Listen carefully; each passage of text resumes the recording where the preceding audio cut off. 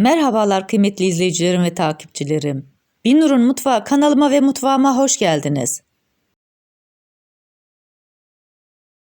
Bugün sizlere sadece 2 adet yufkadan 8 kişilik hazırlayabileceğiniz yapımı oldukça kolay kelepçeli kalıpta börek tarifim var. Tarifime başlamadan önce kimin nereden izlediğini bana yorumlardan yazarsanız değerli takipçilerimin nereden izlediğini öğrenmiş olurum. Sizleri daha fazla bekletmeden bu leziz böreğin tarifine geçiyorum. Herkese iyi seyirler. Tarifimde 2 adet hazır yufka kullandım. Yufkanın bir tanesini alıyorum, güzelce katlıyorum. Daha sonra bıçak yardımıyla bir parmak aralıklarla kesiyorum. Bu böreği yaparken yufkalarınızın sağlam olmasına gerek yok. Yırtılmış yufkalarınızı bu şekilde değerlendirebilirsiniz. Bu böreğin yapımı oldukça kolay, lezzeti de bir o kadar harika oluyor. Tarifimi buraya kadar izleyip beğendiyseniz ve hala kanalıma abone değilseniz abone olup beğeni ve yorumlarınızla beni desteklerseniz çok sevinirim.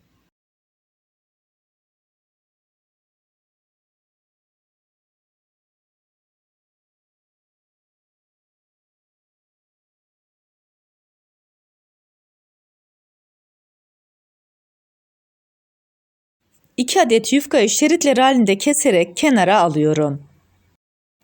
Yufkaları ıslatacağımız sosu hazırlıyoruz. Derince bir kabın içerisine 1 çay bardağı soğuk süt,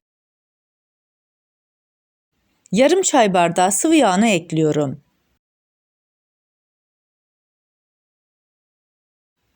Daha sonra içerisine 2 adet yumurtayı koyuyorum.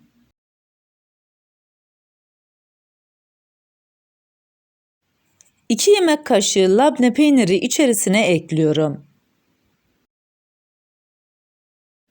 Bu arada tarifimde kullanmış olduğum bütün malzemeleri videomun altındaki açıklama kısmında ölçüleriyle birlikte paylaşıyor olacağım. İsterseniz oradan da bakıp faydalanabilirsiniz.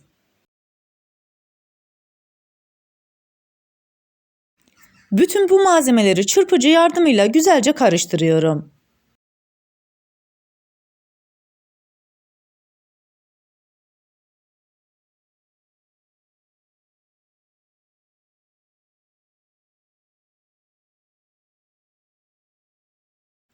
Tarifimde çeyrek demet maydanoz kullandım. İnce ince kıymış olduğum maydanozları sosun içerisine ekliyorum. Sosla birlikte onu da güzelce karıştırıyorum. Sosun içerisine yufkaları koyuyorum.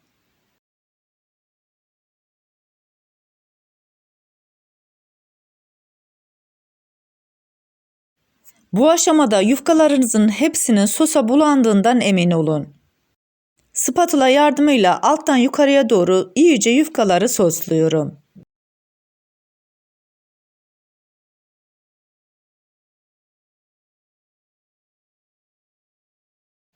Kelepçeli kalıbın alt tarafına yağlı kağıdı serdim ve güzelce kenarlarını da kestim. Kalıbın etrafını sıvı yağ ile yağlıyorum.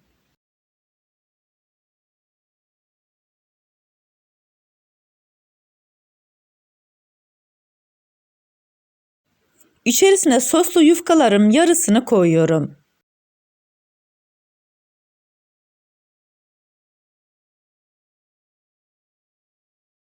Kalıbın taban kısmına soslu yufkaları güzelce yayıyorum.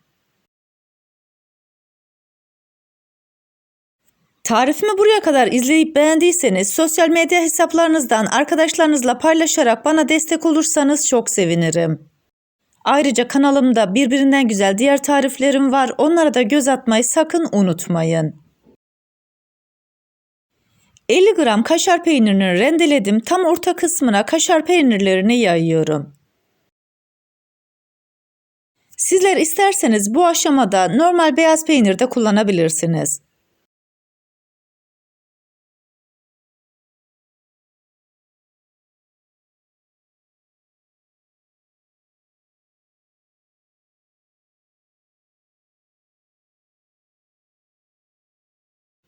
Yufkaların yarısını taban kısmına kullanmıştık, kalan yarısını da üst kısmına koyuyoruz.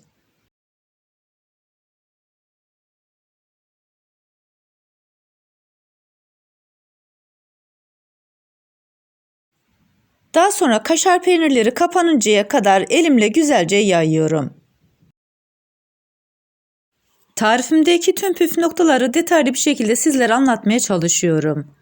Ancak yine de aklınıza takılan bir kısım olursa bana yorumlardan yazabilirsiniz. Oradan da elimden geldiğince sizlere dönmeye çalışırım.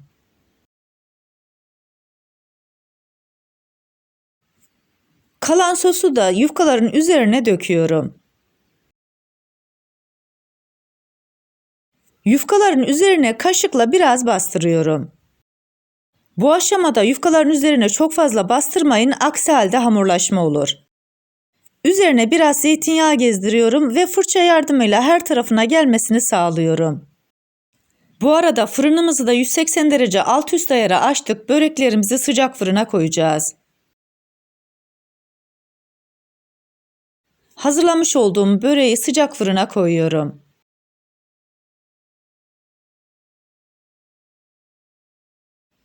...30 dakika boyunca fırınımızda böreğimizi pişireceğiz. 30 dakikanın sonunda böreğimiz güzel bir şekilde kızardı. İlk sıcağının çıkmasını bekliyoruz.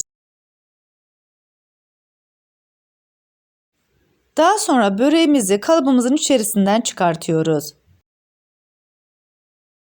Bu aşamadan sonra istediğiniz şekilde keserek servis edebilirsiniz. Sizlere bir de bu güzel böreğin iç dokusunu göstermek istiyorum.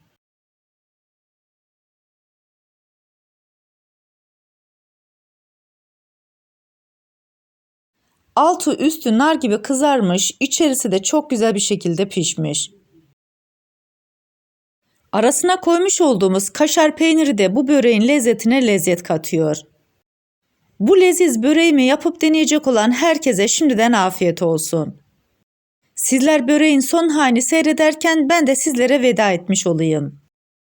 Bir tarifimizin daha sonuna geldik. Videomu izlediğiniz için teşekkür ederim. Bana destek olmak için tarifimi beğendiyseniz beğenmeyi, abone değilseniz abone olmayı, yeni tariflerimi izlemek için bildirim zilini açmayı, tariflerimi sevdiklerinizle paylaşmayı unutmayın. Her şeyin gönlünüzce olması dileğiyle hoşça kalın, afiyetle kalın, Allah'a emanet olun.